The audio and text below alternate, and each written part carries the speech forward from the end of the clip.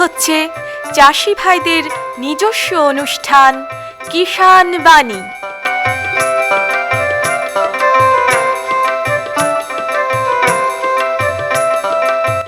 কৃষি, মাছ চাষ, প্রাণী সম্পদ উন্নয়ন, সমবায়, ফল চাষ, কৃষি প্রযুক্তি, পশুপালন, গ্রামোন্নয়ন এ সব কিছু জানতে শুনুন কিষাণ বাণী।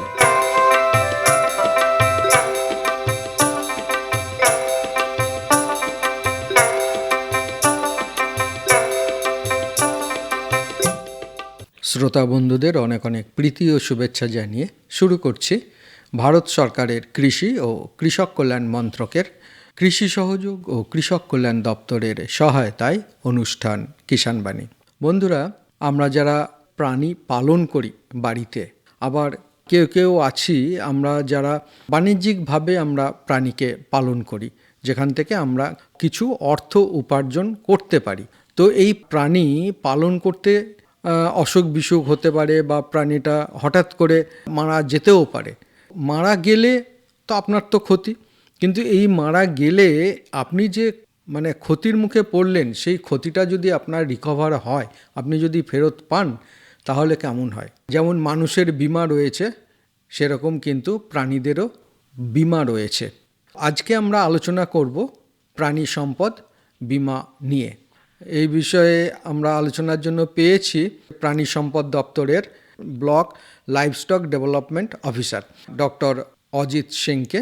অজিতবাবু, আপনাকে আকাশবাণী মুর্শিদাবাদের পক্ষ থেকে নমস্কার। নমস্কার। আর সঙ্গে আছি আমি কৃষ্ণেন্দু পাল। আজকে আমরা যে বিষয়টা নিয়ে আলোচনা করব সেটা হচ্ছে যে প্রাণীদের বীমা। মানুষের বীমা তো আমরা শুনেছি, কিন্তু প্রাণীদের বীমা এটা কি ধরনের বীমা? আচ্ছা, প্রাণী বা পাখি আর কি, যেগুলো গবাদি আর কি পশু বা পাখি, তাদের ক্ষেত্রে বীমা করানো যায়। সাধারণত পোষ্যদেরও বীমা করানো যায়, প্রাণীদের সমস্ত প্রাণীরই বীমা করানো যায়, কিন্তু সাধারণত কোনো বাড়িতে পোষ্যের সংখ্যা তো সেরকম বেশি হয় না, গৃহপালিত পশু বা পাখির সংখ্যাটা অনেক বেশি হয়। তো এদের ক্ষেত্রে বীমা করানো যায়, বীমা করানোর ব্যবস্থা আছে। এতে সুবিধাটা যেটা সবচেয়ে বেশি সেটা হচ্ছে যে হঠাৎ করে কোনো কারণে যদি কোনো পশু বা পাখি, কেউ একজন হয়তো খামারি কিছু পাখি পুষেছেন বা কয়েকটা গরু পুষেছেন, যদি মারা যায়, তাহলে সেক্ষেত্রে তার একটা অর্থনৈতিক বিরাট একটা সমস্যার সম্মুখীন তিনি হন, এবং সেক্ষেত্রে তার যাতে কিছুটা রিকভারি করা যায়, অর্থাৎ তিনি যাতে আর্থিকভাবে একেবারেই ভেঙে না পড়েন, সেজন্য বীমার একটা ব্যবস্থা করা আছে। এর প্রয়োজনীয়তা কতটা? খুবই প্রয়োজন। আজকের দিনে আমি বলবো যে বীমা করাটা, বিশেষ করে যারা মনে করছেন যে তারা খামারি হিসেবেই কাজ করবেন, তারা চাষি হিসেবেই, ফার্মার হিসেবেই অ্যানিম্যাল ফার্মিং করবেন, তাদের ক্ষেত্রে তো বীমাটা জানাও দরকার এবং করাটাও খুবই দরকার। তার কারণ হচ্ছে কি, অনেকেই আজকালকার দিনে এমন হয়েছে যে দেখা যাচ্ছে যে কিছু পশু কেনার জন্য, কিছু পাখি কেনার জন্য লোন নিচ্ছেন। তাহলে ভাবুন যে একজন ব্যক্তি যিনি লোন নিচ্ছেন, তিনি তার সেই অ্যানিমেল থেকে যে ইনকামটা পাবেন, সেই ইনকাম দিয়ে তিনি লোনটাও শোধ করবেন, ইন্টারেস্টও শোধ করবেন, নিজের লাভও রাখবেন। কিন্তু সেই অ্যানিমেলটা বা সেই পাখিগুলোই যদি মারা যায়, তাহলে তো সেক্ষেত্রে তার একে তো দুদিক দিয়ে সমস্যা, ওদের উপর বিষ ফোড়ার মতো অবস্থা। প্রাণীটা তো মারা যাবে, প্রাণী মারা গেল, তার টাকাটাও দিতে হবে, আবার লোনের টাকাও তাকে শোধ করতে হবে। ফলে যারা বিশেষ করে লোন নিয়ে কোনো কাজ করছেন, তাদের ক্ষেত্রে ইন্স্যুরেন্সটা আমি বলবো খুবই মাস্ট, করতেই হবে। বা বাণিজ্যিকভাবে ধরুন প্রচুর গরু পালন করছেন, ছাগল বা ভেড়া পালন করছেন একটা ফার্ম করে, তাদেরও তো প্রয়োজন। একদম 100% তাদের জন্য তো বিশেষভাবে প্রয়োজন। কারণ যিনি একটা বা দুটো গরু পালন করছেন, তিনি হয়তো অতটা অসুবিধার মধ্যে নাও পড়তে পারেন, কিন্তু যিনি ধরুন 20টা 30টা গরু পালন করছেন, বা 2000-5000 পাখি কি 10,000 পাখি পালন করছেন একটা জায়গায়, তাদের ক্ষেত্রে তো প্রচণ্ড পরিমাণে এটা খুবই দরকার। তার কারণ হচ্ছে যে কোনো সময়, বিশেষ করে পাখিদের ক্ষেত্রে আমি বলবো যে যদি দেখা যাচ্ছে তিনি ব্রয়লার করছেন কি লেয়ার করছেন, সেই রকম যদি তিনি করেন, সেক্ষেত্রে কিন্তু অত্যন্ত প্রয়োজনীয়। কারণ আমরা জানি পাখি ক্ষেত্রে যেমন মারা গেলে একটার পর একটা মড়ক লাগার মতো হয়ে যায়। তুলনামূলক ছাগলের ক্ষেত্রেও ওরকম হতে পারে, গরুর ক্ষেত্রে তুলনামূলক কম হয়, কয়েকটা রোগে হতে পারে, কিন্তু তবু আর কি সাবধান থাকার জন্য বিমা করিয়ে নেওয়াটাই বুদ্ধিমানের কাজ। আর তাছাড়া তো এখন তো যে গাভীগুলো পালন করে বিশেষ করে ধরুন মানে ব্যবসার জন্য, সেগুলোর দামও তো এখন অনেক, প্রায় 70-80 এরকম। একদম একদম। আমরা মোটামুটি একটা যদি হিসেবে আসি, দুধের দাম যে রকম জায়গায় আছে বা যাই আছে, মানে আমরা একটা রাফলি যদি একটা হিসেব করি, স্থূলভাবে যদি একটা হিসেব করি যে প্রতি লিটার এক লিটার দুধ দিচ্ছে সেরকম একটা গরুর দাম, যদি 1 লিটার দুধ দেয় এরকম গরু হয় না, মানে এটা আমরা তর্কের খাতিরে ধরে নিচ্ছি, তার দাম মোটামুটি যদি আমরা বাজার দর যদি আমরা 4,000 করে ধরি, তাহলে মোটামুটি এখনকার যে সমস্ত গরু টরুগুলো রয়েছে 15-16 লিটার 20 লিটার অবধি দুধ এখন দিচ্ছে। তাহলে 20 লিটার দুধ দেওয়া একটা গরুর দাম মোটামুটি 80,000 টাকা, তার কম তো কখনোই হবে না, বরং তার যদি আমরা ব্যবসায়িকভাবে যদি দেখি বরং তার বেশিই হবে। তো এইরকম একটা যদি দুধের গাই যদি মারা যায় তাহলে স্বাভাবিকভাবে একটা বিরাট অর্থনৈতিক ক্ষতি হয়ে যায়। বিমাটা কিভাবে করবে বা কি কি বিমা রয়েছে এই? আচ্ছা, বিমা সাধারণত এক্ষেত্রে যেটা করা হয় সেটা হলো আসলে প্রোডাকশানের জন্যই বিমাটা করানো। অর্থাৎ আমরা জানি যে আমরা অ্যানিমেল দু রকম হয়, কিছু হচ্ছে আমাদের পোষ্য, যেমন কুকুর বিড়াল, এদেরও বিমা হতে পারে, সেটা আলাদা বিষয়, কিন্তু আমরা মেনলি যে বিষয়টায় ফোকাস করব সেটা হচ্ছে গবাদি পশু, মানে যেখান থেকে আমাদের কিছু ইনকামের জায়গাতে, ইনকামের জন্য আমরা বেশিরভাগ চাষিরা যেটা করে আর কি, শখের জন্য পোষা নয়, ইনকামের জন্য পোষা আর কি। তো সেক্ষেত্রে তাদের ক্ষেত্রে জেনারেলি যে বিমাটা হয়, তাদের যে মোটামুটি বাজার দর, সেই মুহূর্তে যে বাজার দর, যে টাকায় উনি কিনেছেন, বা এই যে একটু আগে আমি যে হিসেবটা বললাম যে 20 লিটার দুধ দিলে প্রায় 80,000 টাকা দাম, এই মূল্যের উপর নির্ভর করে আমরা বিমাটা সাধারণত করে থাকি। এক্ষেত্রে তিনি বিমার টাকা তখনই পাবেন যখন অ্যানিমেলটা বা সেই পশুটা কোনোভাবে যদি মারা যায়, অথবা দেখা যাচ্ছে যে যদি নন প্রোডাক্টিভ হয়ে পড়ে, অর্থাৎ গরু তো আমরা জানি দুধ থেকেই আমরা ইনকাম করব, যদি এমন দেখা গেল যে কোনো গরুর এমন কোনো অসুখ হলো যেখান থেকে সে আর দুধ দেওয়ার মতো অবস্থাতেই রইল না, তাহলে সেক্ষেত্রেও কিন্তু বিমা একটা অংশ তাকে ফেরত দেবে, যেহেতু তার প্রোডাকশনটা লস হয়ে গেছে। তো এই দুটো জায়গা থেকেই পাওয়া যায়, একটা হচ্ছে আপনার প্রোডাকশন যদি লস হয়, অথবা যদি টোটালি কমপ্লিটলি যদি মারা যায়, অর্থাৎ টোটাল লস যদি হয়, এতে আমরা বিমার রাশিটা যেটা আমরা বিমা করব সেই রাশিটার একটা অংশ যদি আংশিক যদি দেখা যাচ্ছে লস হচ্ছে, নন প্রোডাক্টিভ হয়ে যাচ্ছে, সেক্ষেত্রে তো আর পুরো টাকাটা আপনাকে দেবে না, সেক্ষেত্রে একটা আংশিক একটা 80%-এর কাছাকাছি, এবং যদি মারা যায় তাহলে সেক্ষেত্রে 100% আপনাকে সেই টাকাটা ক্ষতিপূরণ হিসেবে ওরা দিয়ে দেবে আর কি। তো এই যে বিমা করতে গেলে তো আবার আমাদের যেমন মানুষের বিমা করতে গেলে টাকা পয়সার প্রয়োজন হয়, তো এর ক্ষেত্রেও কি সেম? হ্যাঁ, একদমই তাই। বিমা করতে গেলে, কারণ বিমাটা টোটালটাই আপনার পার্সোনাল বিষয়, আপনি করবেন কি করবেন না, তো বিমা করতে গেলে তো অবশ্যই পয়সা লাগবে, কারণ যে বিমা কোম্পানি হবে সেই বিমা কোম্পানি কিসের উপর নির্ভর করে আপনাকে এই ক্ষতিপূরণটা ফেরত দেবে। তো যেমন আমাদের ক্ষেত্রে যেমন হয়, এদের ক্ষেত্রেও তাই। তবে এদের ক্ষেত্রে বিমার যে মানে সাম এশিওরটা যেটা হয়, মানে গরুর দাম বলুন বা ছাগলের দাম বা মুরগির, হাজারখানা মুরগির দাম যেটা দাঁড়ালো, তার জেনারেলি কি হয়, খুবই কম পার্সেন্টেজে আর কি, জেনারেলি মানে প্রিমিয়ামটা খুব কম হয়। সাধারণত আমরা প্রিমিয়ামটা হিসেব করি যেটা, সেটা হচ্ছে যে তার যেটা দাম সেই দামের 5%। তার মানে যদি আমরা ধরে নিই যে 50,000 টাকা কোনো একটা গরুর দাম আছে, কথার কথা, তাহলে 2500 টাকা 1 বছরের জন্য লাগবে, প্লাস 18% জিএসটি, যেটা মোটামুটি মিলিয়ে 2950 টাকা, 3,000 টাকা মতো হবে। তার মানে 3,000 টাকা দিলে পরে আমি 50,000 টাকার কভারেজটা আমি পেয়ে যাচ্ছি। ওই 1 বছরের মধ্যে অ্যানিমেলটা যদি মারা যায়, তাহলে কিন্তু আমার ওইখান থেকে ওই 50,000 টাকাটা কিন্তু আমি ফেরত। কোন একটা দুর্ঘটনা মানে শুধু মারা গেলেই হবে না, এর আবার কোনো ক্ল্যারিফিকেশন আছে যে এইভাবে মারা গেলে পাবে, এইভাবে মারা গেলে পাবে না? আসলে বিমাটা করারও কিছু স্টেপ আছে। একবারে মানে বিমাটা যেমন আমাদের ক্ষেত্রেও কিছু কিছু স্টেপ থাকে, কিছু ফর্ম ফিল আপ করতে হয়, কিছু কিছু। আবার বিমাটা যখন যদি কোনো কারণে মারা যায় বা কিছু হয়, সেক্ষেত্রে রিপেমেন্টের ক্ষেত্রেও, অর্থাৎ আপনার ক্ষতিপূরণটা পাওয়ার ক্ষেত্রেও কিন্তু আপনার কতগুলো স্টেপ আছে। আমি যাই হোক, আমি প্রথমে বিমাটা কি করে করবে সেই অংশটা একটু বলে দিই। বিমা করার ক্ষেত্রে সবচেয়ে বেশি দরকারি যেটা, সেটা হচ্ছে আমরা জানি যে যতক্ষণ না শনাক্ত করা যাবে কোনো পশুকে, যদি শনাক্ত যদি না করা যায়, তাহলে তো আমরা বলতে পারবো না যে সেই পশুটাই মারা গেছে কিনা। তাহলে বিমা করতে গেলে আমাদের ক্ষেত্রে যেমন কিছু ডকুমেন্ট লাগে, আধার কার্ড লাগে, বা দেখা যাচ্ছে অন্য কোনো আইডি প্রুফ লাগে, তেমনি অ্যানিমেলের ক্ষেত্রেও তো একটা আইডি প্রুফের দরকার আছে। কিন্তু কারণ একটা একটা এতে খামারে দেখা যেতে পারে যে 30টা গরু আছে, তাহলে কি করেই বা বুঝবো যে কোনটার বীমা হয়েছিল এবং কোনটা মারা গেছে? সেটা এটা এই ক্লারিফিকেশনটার জন্য, এটাকে পরিষ্কার করার জন্য জেনারেলি আমরা যেটা করি যে লার্জ অ্যানিমেল যেগুলো আছে বা স্মল অ্যানিমেলও আছে ছাগলের ক্ষেত্রে, ট্যাগিং করতে হয়। ট্যাগিংটা মাস্ট। ট্যাগিং মানে কানে দুল পরানো। আচ্ছা। ট্যাগে সাধারণত 12টা ডিজিটের একটা নম্বর থাকে এবং বারকোডও দেওয়া থাকে। তো এই ট্যাগিংটা কিন্তু মাস্ট। ট্যাগিংটা আপনাকে করাতেই হবে, কারণ এটাই আইডেন্টিফিকেশন ওই অ্যানিমেলটার। এ দিয়েই ওই অ্যানিমেলটাকে চেনা যাবে। ওই নম্বর, ওই 12 ডিজিটের নম্বরটাই ওই অ্যানিমেলের নম্বর হবে এবং ওই নম্বরটা কিন্তু অন্য কোনো অ্যানিমেলে থাকবে না। যেমন আপনার আধার নম্বর অন্য কোনো কারোর আধার নম্বরের সাথে কখনোই ম্যাচ হবে না, তেমনি এক্ষেত্রেও কিন্তু একই রকম ওই ট্যাগ নম্বরটা দিয়েই কিন্তু চেনা যাবে। তো কানে দুল পরানোটা অত্যন্ত আবশ্যিক। পাখিদের ক্ষেত্রে এই অসুবিধাটা নেই, পাখিদের ক্ষেত্রে দুল পরাতে লাগে না। পাখিদের ক্ষেত্রে যেটা করা হয় সাধারণত সেটা হচ্ছে আপনার পাখির বীমাটা খুব একটা সহজে হয় না, ওটা আমরা একটা প্রপার্টি যেমন ইন্স্যুরেন্স করি ওই রকম করিনি, অর্থাৎ ইনফ্রাস্ট্রাকচারাল বিমার মতো আমরা করে নিই। পাখির দামটা সেখানে আমরা ধরে নিই, কারণ পাখিটা একটা ঘরের মধ্যে থাকবে, তাহলে ওই পাখি প্লাস ওই ঘর ধরে নিয়ে একটা ইনফ্রাস্ট্রাকচারাল বিমা আমরা করে নিই, অর্থাৎ মোটামুটি ওনার কাঠামোগত কত খরচা হয়েছে সেই হিসেবে আমরা করে নিই।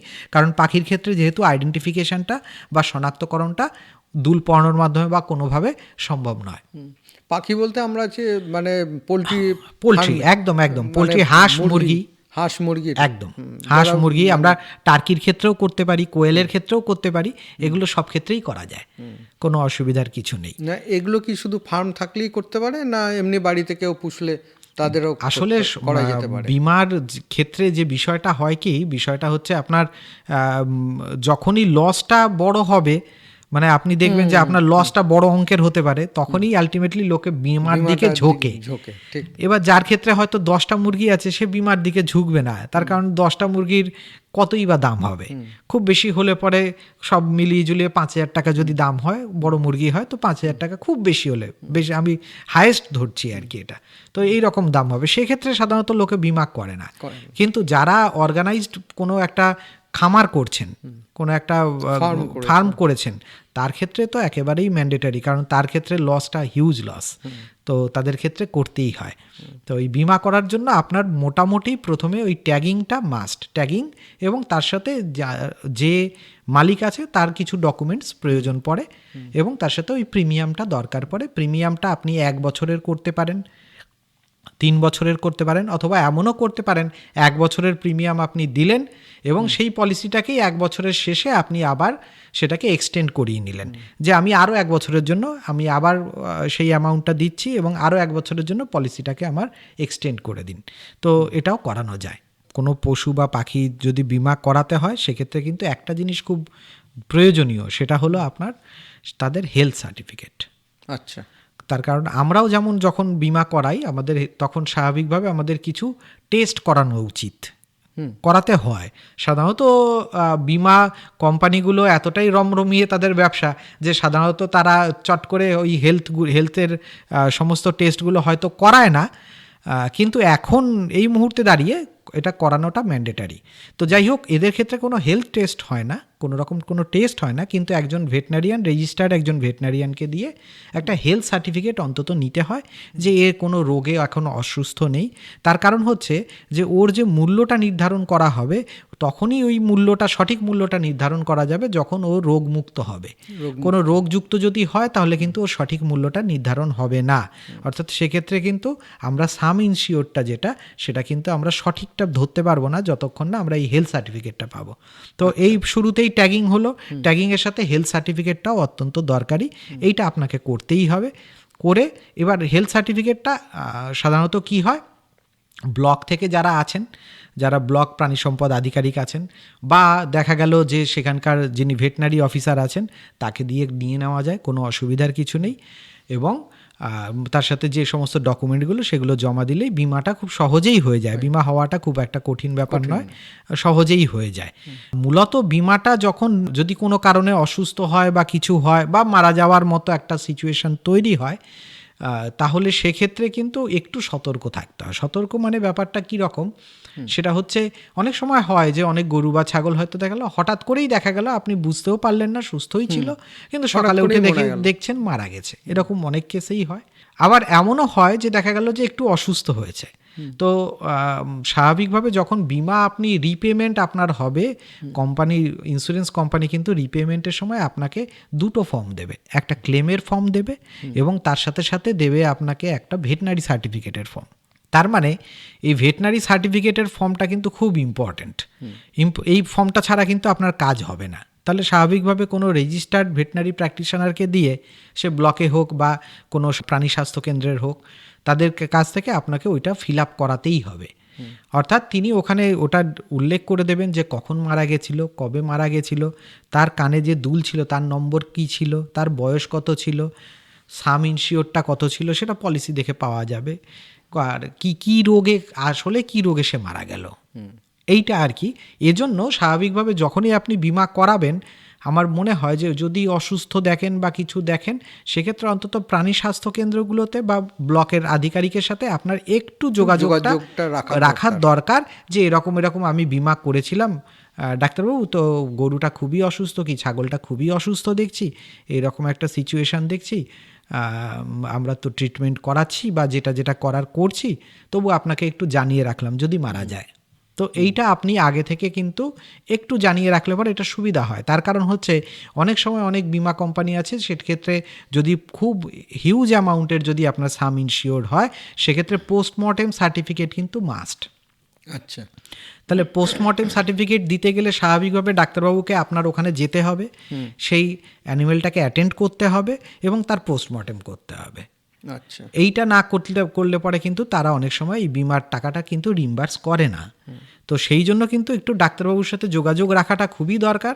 যদি বিমা করান তাহলে বিশেষভাবে খুবই দরকার, অসুস্থ হলে, এবং তার সাথে যিনি বিমা করে দিয়েছেন তাকেও একটু নক করে রাখার দরকার। যদি দেখা যায় যে দীর্ঘদিন ধরে অসুস্থ হচ্ছে এবং আপনি ট্রিটমেন্ট করাচ্ছেন তাও সুস্থ হচ্ছে না, তো মারা যেতেই পারে, সেক্ষেত্রে তাকেও একটুখানি আপনার কিন্তু জানিয়ে রাখা দরকার যে এরকম একটা সিচুয়েশন আমার চলছে, পরিস্থিতি একটা চলছে। এতে কি হয়, অনেক সময় সেই অ্যানিমেল মারা গেলে বা একটা বড় টাকার যদি বিষয় হয়, সেক্ষেত্রে কিন্তু ওই ইন্স্যুরেন্স কোম্পানি থেকে লোক আসে, এসে তারা কিন্তু একটা ইন্সপেকশন রিপোর্ট তৈরি করে। আচ্ছা, তো সেটা যদি আপনি না জানান তাহলে কিন্তু অনেক সময় দেখা যাচ্ছে যে আপনি পলিসিটা করেছেন, কিন্তু সেই পলিসির যে রিইম্বার্সমেন্টটা সেটা আপনি সঠিকভাবে পাচ্ছেন না বা পেতে দেরি হচ্ছে। তো এইটা একটা ব্যাপার। যদি মারা যায় সেক্ষেত্রে আপনার ডাক্তারবাবুকে এবং যিনি পলিসিটা করে দিয়েছেন তার ফোন নম্বরটা অবশ্যই রেখে দিতে হবে, তাকে এই দুজনকে একযোগে আপনাকে জানাতেই হবে। যারা এই বিমা করাতে চায় কোথায় কিভাবে যোগাযোগ করবে? আচ্ছা, আসলে ফার্ম রয়েছে, যোগাযোগ এই বিষয়টা আমার কাছে খুবই আসে, যেহেতু ব্লকে আমাদের পোস্টিং, তো এই বিষয়টা খুবই আসে যে যারাই এখন মানে যেহেতু লোকজন এখন অনেক সচেতন আগের তুলনায়, বিশেষ করে যারা লোন নেবেন তাদের ক্ষেত্রে তো বিমা করানোটা আবশ্যিক। আচ্ছা, বিমা না করলে লোন আপনার ডিসবার্স হবে না, ব্যাংক আপনার লোন ছাড়বে না, কারণ ব্যাংক জানে যে যদি অ্যানিমেলটা মারা যায় তাহলে ওই লোককে আমি ধরতে গেলে সে বলবে আমার নিজেরই ক্ষতি হয়ে গেছে, আমি আপনার টাকা কোথা থেকে দেবো। তো স্বাভাবিকভাবে ব্যাংক এটাকে আবশ্যিক করে দিয়েছে একেবারে, মানে আপনাকে বিমা করাতেই হবে। এবং এই মুহূর্তে দাঁড়িয়ে যেটা হয় সাধারণত যে ব্যাংকই কিন্তু বিমাটা করিয়ে দেয়। ব্যাংক অলরেডি বিমার লোকের সাথে যোগাযোগ রাখে এবং বিমার যে অ্যামাউন্টটা সেটা কিন্তু কখনোই আপনাকে ডিসবার্স করে না। অর্থাৎ যদি দেখা যায় যে কোনো কারণে কোনো একটা লোন হচ্ছে 3,40,000 টাকার এবং তাতে বিমার অ্যামাউন্টটা আছে 20,000, কারণ যখনই লোনের একটা ফরম্যাট ফিল আপ করা হয় তখন বিমা বাবদ খরচ কত, গরুর খাবার বাবদ খরচ কত, এইভাবে করে একটা হিসেব করা হয়। তো সেই ছক অনুযায়ী কিন্তু ওই 20,000 টাকাটা ও কিন্তু আপনাকে কখনোই দেবে না। ও বলবে যে আমি এটার বিমাটা করাতে হবে, আপনার বাড়িতে আমি বিমার লোক পাঠাবো। তো ব্যাংকই এই যোগাযোগটা সাধারণত করে দেয়। এটা প্রথম। যদি কোনো কারণে দেখা গেল যে আপনি লোন নিচ্ছেন না কিন্তু আপনি বিমা করাতে ইন্টারেস্টেড, তাহলে সেক্ষেত্রে আপনি কি করতে পারেন, আমাদের ব্লকের অফিসে বা স্বাস্থ্যকেন্দ্রগুলোতে আছে সেখানে গিয়ে যোগাযোগ করতে পারেন। ডাক্তারবাবুরা আপনাদের গাইড করে দেবে যে এইখানে ওই অঞ্চলে বা দেখা যাচ্ছে ওই জেলায় কোন কোম্পানি বিমা করে, কারা করেন, তাদের ফোন নম্বর আমাদের কাছে থাকে। তো আমরা সেইভাবে কিন্তু তাদের যোগাযোগ করিয়ে দিই, এবং সাথে সাথে সাথে কানে দুল পরানোর জন্য যে সাহায্য বা অন্যান্য যত রকম মানে সুযোগ সুবিধা, সেগুলো আমরা চেষ্টা করি আমাদের তরফ থেকে তাদের সহজে যাতে তারা পায় সেই চেষ্টা করি। তাহলে বন্ধুরা, এতক্ষণ আমরা প্রাণী সম্পদ বিমা, সেই বিমা নিয়ে আমরা আলোচনা করলাম। বিশেষ করে যারা বাণিজ্যিকভাবে গোপালন বা ছাগ পালন যারা করছেন, তাদের তো এই ধরনের বিমাটা জরুরি করা। তো এই বিষয়ে আলোচনা করলাম। এর বাইরেও যদি আপনাদের বিশেষ করে কিছু জানতে হয়, তাহলে আপনারা আপনার ব্লকের যারা বিএলডিও যারা রয়েছেন, ব্লক লাইভস্টক যারা অফিসার রয়েছেন, তাদের সঙ্গে আপনারা যোগাযোগ করতে পারেন।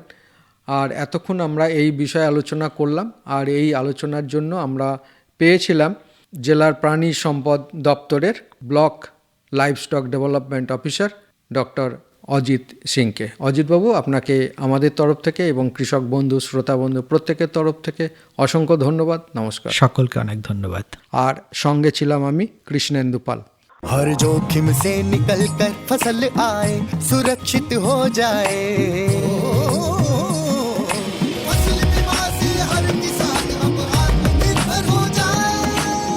संकट के समय प्रधानमंत्री फसल बीमा योजना किसानों के लिए वरदान है। अब सूखा पड़े या बाढ़ आ जाए, कोई डर नहीं। अब ओले पड़े या कीट पतंगे फसल खा जाए, कोई फिक्र नहीं, क्योंकि हमने लिया है प्रधानमंत्री फसल बीमा।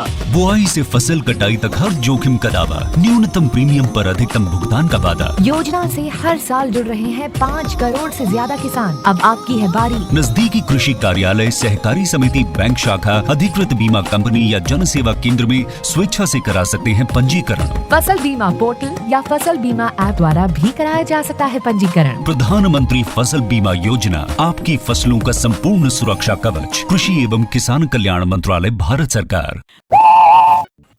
চলে যাব পরের প্রসঙ্গে, কিন্তু তার আগে শুনব লোকগীতি।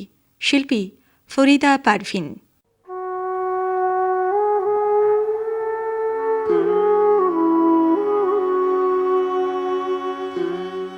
সময় গেলে সাধন হবে না,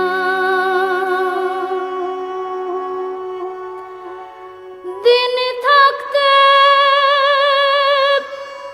দিনের সাধন কেন জানলে না তুমি, কেন জানলে না সময় গেলে সাধন হবে না।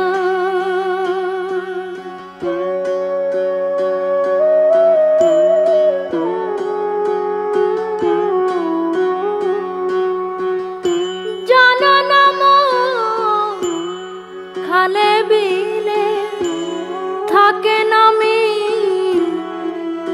জলে শুকালে, কি হবে আর বাঁধাল দিলে, মোহনা শুকনা থাকে, মোহনা শুকনা সময় গেলে সাধন হবে না।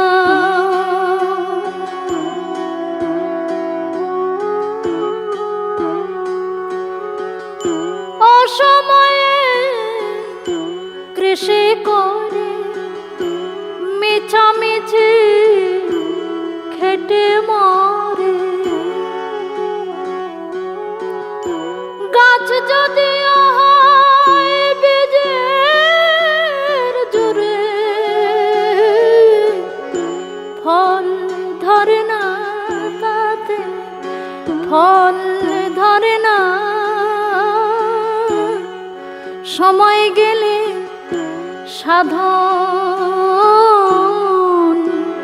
হবে না।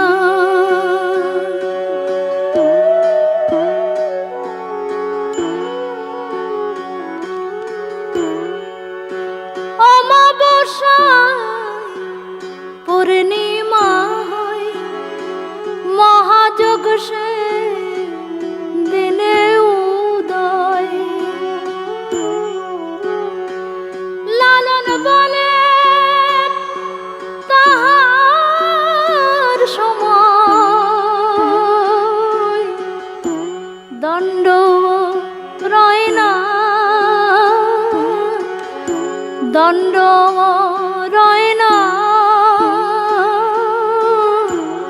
সময় গেলে সাধন